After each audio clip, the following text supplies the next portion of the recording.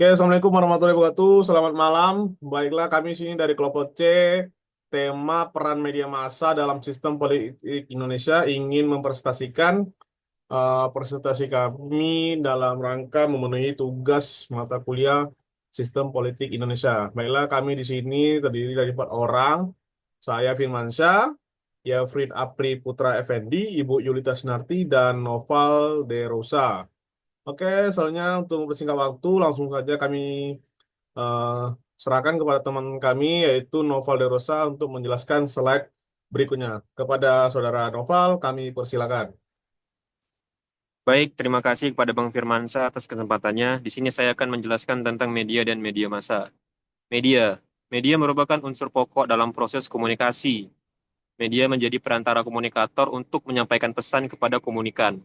Media pada dasarnya adalah segala sesuatu yang merupakan saluran dengan mana seseorang menyatakan gagasan, isi, jiwa, atau kesadarannya. Atau dengan kata lain, media adalah alat untuk mewujudkan gagasan manusia. Selanjutnya yaitu media massa.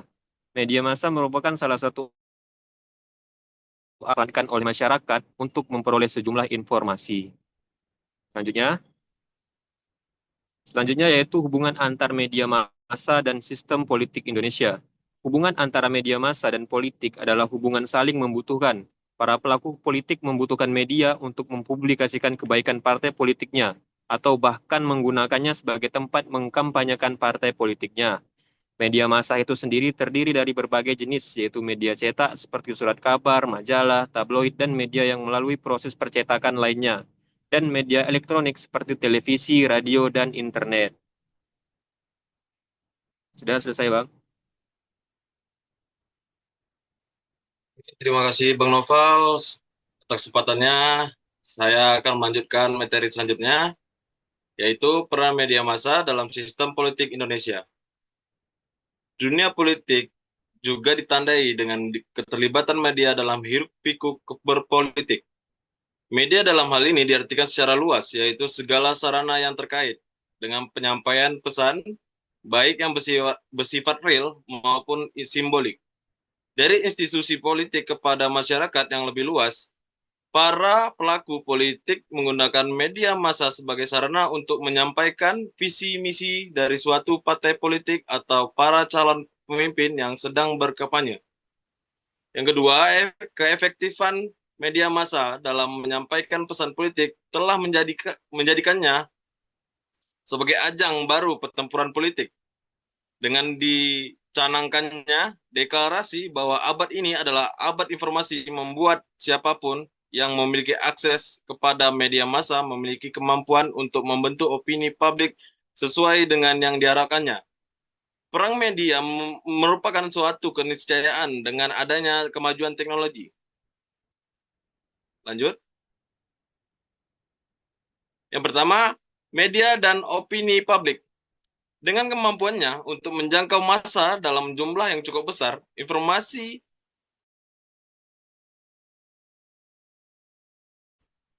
sementara sementara ini peneliti psikologi dan sosiologi menyatakan bahwa cara pandang manusia akan sangat ditentukan oleh jenis dan volume informasi yang mereka terima, adalah bahwa kita dapat informasi yang mereka terima. Yang kedua, media dan kekuasaan publik. Politik, sorry. Kemampuan untuk membentuk opini publik ini membuat media massa memiliki kekuasaan politik. Paling tidak, media memiliki kekuasaan untuk membawa pesan politik dan membentuk opini publik. Kemampuan ini dapat dijadikan sumber bagi media massa untuk proses tawar-menawar dengan institusi politik. Selanjutnya akan disampaikan oleh Bu Yulita. Silakan Bu Yulita.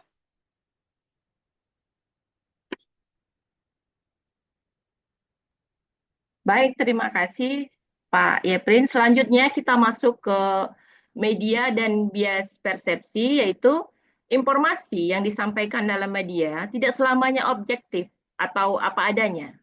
Jadi seringkali terdapat bias informasi.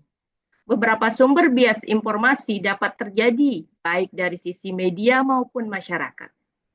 Media adalah satu sumber bias informasi. Media sebagai identitas terdiri dari beberapa unit, seperti jurnalis, editor. Jurnalis seringkali menginterpretasikan secara berbeda informasi yang diterima dari sumber informasi. Selanjutnya, media dan komunikasi politik. Arti penting media massa dalam menyampaikan pesan politik kepada masyarakat menempatkannya sebagai sesuatu yang penting dalam interaksi politik. Partai politik membutuhkan media yang memfasilitasi komunikasi politik. Dengan kemampuannya dalam menyebarkan informasi secara luas, membuat pesan politik disalurkan melalui media massa. Selanjutnya, media sebagai medan pertempuran. Artinya, arti penting media massa dalam komunikasi politik membuat medan pertempuran dan persaingan politik untuk membentuk opini publik terfokus pada media. Masing-masing partai politik akan berusaha tampil dan diliput oleh media massa. Setiap aktivitas partai pasti akan melibatkan media massa. Hal ini dilakukan agar aktivitas mereka dapat disaksikan dan dimengerti oleh masyarakat luas. Masing-masing partai politik akan berusaha mendekati media massa tertentu yang memiliki jangkauan luas dalam masyarakat. Selanjutnya kami serahkan ke Pak Firmansyah. Baik, terima kasih Ibu atas kesempatannya. Saya melanjutkan presentasinya, yaitu fungsi media massa dalam sistem politik Indonesia. Kekuatan media massa ini juga digunakan oleh pemerintah maupun suatu kelompok masyarakat tertentu di suatu pemerintahan untuk mempengaruhi opini publik. Dalam dunia politik pun, media massa digunakan sebagai alat penyampaian informasi dan pesan yang sangat efektif dan efisien. Sebagaimana juga dijelaskan oleh Laswell pada tahun 1972 bahwa the study of politics is the study of influence and the influential. Ilmu tentang politik adalah ilmu tentang pengaruh dan kekuatan pengaruh.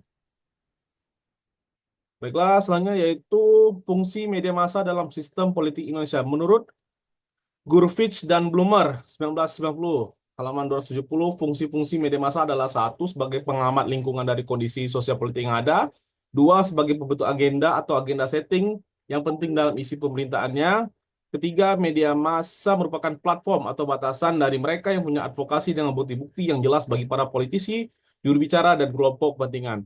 Empat, media massa mampu menjadi tempat berdialog tentang perbedaan pandangan yang ada dalam masyarakat atau di antara pemegang kekuasaan yang sekarang maupun yang akan datang. Yang kelima, media massa merupakan bagian dari mekanisme penguasa untuk mempertahankan kedudukannya melalui keterangan-keterangan yang diungkapkan dalam media massa. Enam, media massa bisa merupakan insentif untuk publik tentang bagaimana belajar, memilih, dan menjadi terlibat daripada ikut campur dalam proses politik itu sendiri. Yang ketujuh, media massa bisa menjadi penentang utama terhadap semua upaya dari kekuatan-kekuatan yang datang dari luar media massa dan menyusup ke dalam kebebasannya, integritasnya, dan kemampuannya di dalam melayani masyarakat. Itulah yang terakhir. Baiklah, di sini sudah di penghujung materi. Kami ucapkan terima kasih atas kesempatannya Bapak dosen. Kami dalam memenuhi tugas mata kuliah Sistem Politik Indonesia. Akhir kata, teman-teman saya mengajak teman-temannya semua untuk mengucapkan salam. Boleh di-unmute, Siap. teman-teman? Ya. Oke, kita ucapkan salam kepada Pak dosen. Terima kasih. Assalamualaikum warahmatullahi Assalamualaikum warahmatullahi wabarakatuh. wabarakatuh. Selamat malam, terima kasih Pak. Oke, mungkin itu saya teman-teman. Ada tambahan lagi? Udah Mati kayaknya, Bang. rekaman. Lanjutlah. Bismillah. Bang.